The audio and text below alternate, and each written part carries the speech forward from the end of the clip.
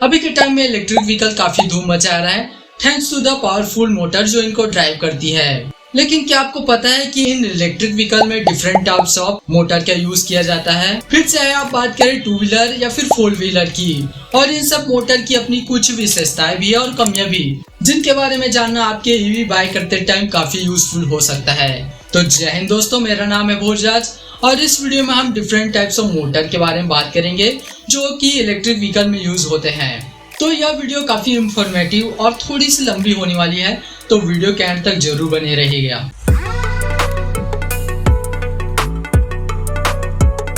एक electric vehicle में battery के अलावा ईवी का मुख्य पार्ट इलेक्ट्रिक मोटर होता है और पावर इलेक्ट्रॉनिक्स के बढ़ते एडवांसमेंट इन इलेक्ट्रिक व्हीकल में डिफरेंट टाइप्स ऑफ मोटर के लिए जगह बनाई है। तो सबसे पहले बात करते हैं BLDC मोटर की, जिसका एक टाइप तो नॉर्मली आप लोगों ने देखा ही होगा। बेसिकली यह डीसी मोटर है जिसमें परमानेंट मैग्नेट का यूज किया जाता है। अब इसको ब्रशलेस इसलिए बोला जाता है क्योंकि इसमें कम्यूटेटर और ब्रश जैसे एलिमेंट का यूज नहीं होता। इसमें कम्यूटेशन यानी कि रोटरी स्विचिंग का काम इलेक्ट्रॉनिकली किया जाता है, इसलिए यह मेंटेनेंस फ्री भी होता है। अब इस मोटर की कुछ खासियत की बात करें तो इसकी स्टार्टिंग टॉर्क है काफी हाई होती है, यानी कि BLDC मोटर के साथ आने वाली गाड़ियों की जो इनिशियल पिकअप है वो काफी अच्छी होती है। सेकंड है इसकी हाई इफिशिएंसी, जो कि अराउंड 95 to 98% तक होती है। मतलब आप अगर मोटर को 100 वाट की बिजली देते हैं तो यह आपको 95 to 98 वाट तक का पावर आउटपुट दे सकता है।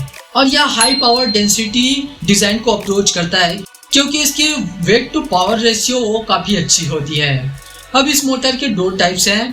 पहला तो outer runner type BLDC motor, जिसको आप लोगों ने इलेक्ट्रिक व्हीकल में जो रियर व्हील है उसमें देखा होगा, जिसमें रोटर यानी कि जो घूमने वाला पार्ट है वो बाहर की ओर और जो स्टेटर है अंदर की ओर होता है। इस टाइप के मोटर को हब मोटर भी बोला जाता है क्योंकि जो रोटर है यानी कि घूमने वाला पार्ट है वो डायरेक्ट व्हील के साथ कनेक्टेड रहता है, जिसको आप इमेज में देख सकते हैं। और मैक्सिमम केस में इस टाइप के मोटर में एक्सटर्नल गियर का यूज नहीं होता, इसलिए इसका वेट भी काफी कम हो जाता है।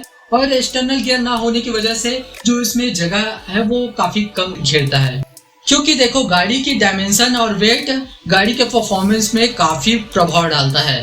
अब बात करते हैं इसके सेकंड टाइप यानी कि हिल रनर BLDC मोटर। इस टाइप के BLDC मोटर का स्ट्रक्चर बेसिकली हब मोटर के अपोजिट होता है, यानी कि जो रोटर है वो अंदर की ओर और जो स्टेटर है वो बाहर की ओर होता है। और इस मोटर में पावर को व्हील तक पहुंचाने के लिए एक्सटर्नल ट्रांसमिशन का यूज किया जाता है, जैसे कि गियर और बेल्ट आदि, जिसके कारण यह हब मोटर की कंपैरिजन में थोड़ा सा स्लाइटली भारी हो जाता है। अब इसकी कुछ कमियों के बारे में बताऊं तो BLDC मोटर परमानेंट मैग्नेट के साथ आता है जो कि काफी महंगी होती है, और रोटर योक के बीच जो असेंबली का मैकेनिकल स्ट्रेंथ कम होने के कारण इसकी परफॉर्मेंस को लिमिट कर देता है, जिसकी वजह से इसकी पावर रेटिंग ज्यादा नहीं होती। आप लोग नोटिस करें कि जो BLDC मोटर है 1 से लेकर 3 किलोवाट तक की होती है। अब इसके यूज केस देखें तो इसको normally low to medium performance वाले इलेक्ट्रिक स्कूटर में यूज किया जाता है। अब सेकंड मोटर है PMS मोटर, यानी कि परमानेंट सिंक्रोनस मोटर।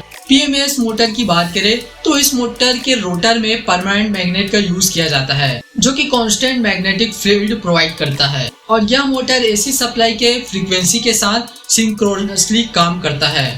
और जब भी स्टेटर के वाइंडिंग में 3 फेज AC करंट को अप्लाई किया जाता है तो रोटर के चारों तरफ रोटरी मैग्नेटिक फील्ड क्रिएट होता है, जो कि रोटर के मैग्नेट को अट्रैक्ट करता है और इस तरह से रोटर घूमने लगता है। अब इसकी कुछ खासियत की बात करें तो इस मोटर की एफिशिएंसी 90% से ज्यादा होती है। इसमें परमानेंट मैग्नेट का यूज होने के कारण इसमें कोई भी रोटरी वाइंडिंग और स्लिप रिंग जैसे एलिमेंट का यूज नहीं होता, जिसकी वजह से लॉसेस कम होती है और ओवरऑल इसकी जो एफिशिएंसी है वो काफी इम्प्रूव हो जाती है। PMS मोटर अपनी पावर डेंसिटी के लिए जानी जाती है, मतलब यह छोटे साइज में काफी अच्छी पावर डिलीवर कर सकता है। इसी खूबी के कारण जो ऑटो मेकर है वो इस मोटर को काफी पसंद करते हैं, क्योंकि देखो गाड़ी में होता है लिमिटेड स्पेस और उसी में आपको बैटरी, इन्वर्टर, मोटर एक्सेट्रा सभी को डालना है, तो यह मोटर उन एप्लीकेशन में काफी यूजफुल हो जाता है। और इसकी हाई पावर रेटिंग के कारण इसको जो हाई परफॉर्मेंस गाड़ियां हैं उनमें यूज किया जाता है। हाई पावर रेटिंग जो कि आपको BLDC मोटर में देखने को नहीं मिलता, और इस मोटर की सिंक्रोनस ऑपरेशन की वजह से इस मोटर की स्पीड और पोजीशन को काफी अच्छे से कंट्रोल किया जा सकता है,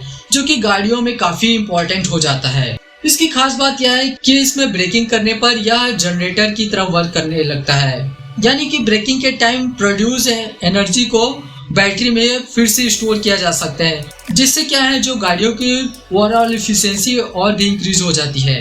अब ऐसा नहीं कि अदर मोटर में रिजनरेटिव ब्रेकिंग काम नहीं करता, काम तो करता है, लेकिन उसमें जो इलेक्ट्रॉनिकली जो फौजियत है वो बढ़ जाती है। इसे सब खासियत की वजह से जो ऑटोमेकर है इस मोटर को काफी पसंद करती है। इंडिया में बात करें तो टाटा नेक्सॉन ईवी, महिंद्रा की XUV 400 ईवी और टू व्हीलर में ओला, एथर जैसी कंपनी जो है वो इस मोटर को यूज करती है। अब बात करते हैं तीसरे टाइप्स ऑफ मोटर की, जो कि है 3 phase induction motor. Induction motor काफी पुरानी और मैच्योर टेक्नोलॉजी है कि किस स्पीड में क्या टॉर्क मिलेगा, किस टेम्परेचर में कैसा परफॉर्मेंस रहेगा, ये सब टेस्टेड है, पता है। इसमें परमानेंट मैग्नेट का यूज नहीं होता और इसकी मास प्रोडक्शन की वजह से यह काफी सस्ता पड़ता है। हालांकि फिक्स्ड वोल्टेज और फ्रीक्वेंसी में इसकी जो स्टार्टिंग टॉर्क है वो डीसी मोटर की तरह उतनी अच्छी नहीं होती, लेकिन इसमें फील्ड ओरिएंटेड कंट्रोलर और वेरिएबल फ्रीक्वेंसी ड्राइव जैसे कंट्रोलर के यूज करके इसके जो इनिशियल टॉर्क है उसको इम्प्रूव किया जा सकता है।